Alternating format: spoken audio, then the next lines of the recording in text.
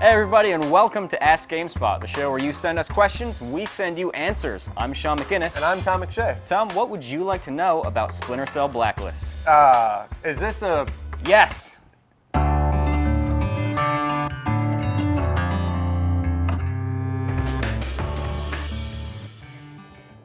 Okay, so our first question is from Ati Islam from Facebook. Does the game have a greater emphasis on stealth like the earlier games in the series? Well, Ati, to answer your question, stealth is definitely part of the equation, but it's not the only style you can adopt in the game. You can definitely sneak through the entire game and just remain in the shadows, be as sneaky and quiet as you want, and that's what they call the ghost play style, and you actually get like XP points and currency, and you're rewarded for playing like that. However, you're also rewarded if you choose to be a little bit more action-oriented. That's the assault play style, they're calling it. And for the guys in the middle who like to be quiet but lethal, that's called the Panther style, and you are also rewarded for that as well. So the whole thing is sort of like this Venn diagram of play styles, and they want to make sure that everybody gets their rewards. But to answer your question, yes, stealth is definitely part of the equation.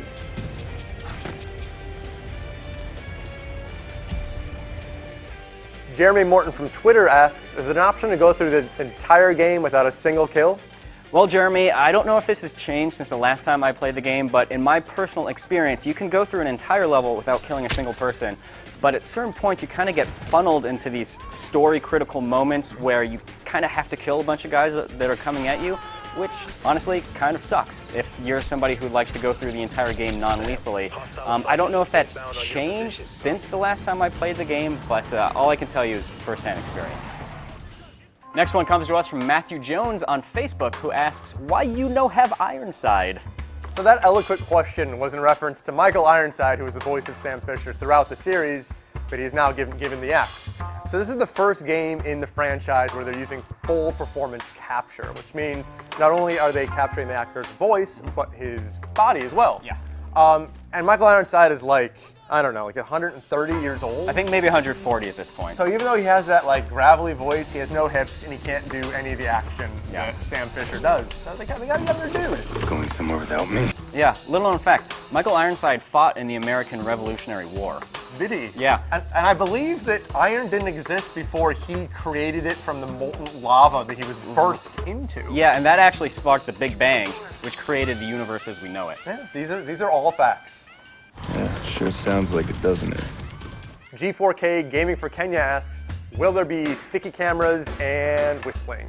Well, G4K Gaming for Kenya, to answer your question, yes, there are sticky cameras which you can throw at a wall, make a whistling sound, attract guards, and then take them out with sleeping gas.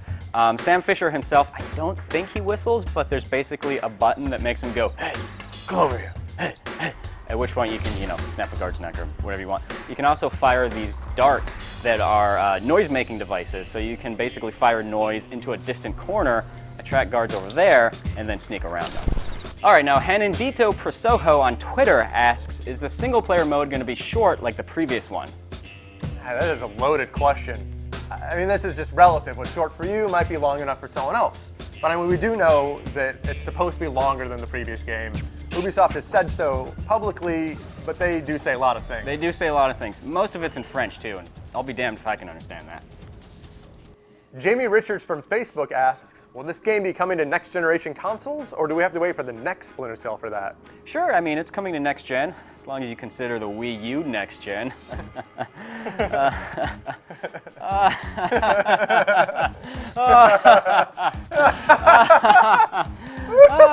Whoa, we have another question here. What is this? It's from XX Naruto Fan X from this piece of paper. Hey guys, I saw you making fun of the Wii U earlier. Not cool. The Wii U is the future of video games. Don't let this happen again. I'm watching you. Is he here? Where?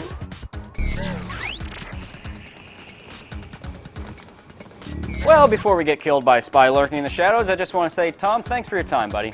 Just end this. Just end this. Okay, will do. Well, if you guys want to keep track of future episodes, make sure to follow GameSpot on Twitter and Facebook. But until then, see you next week.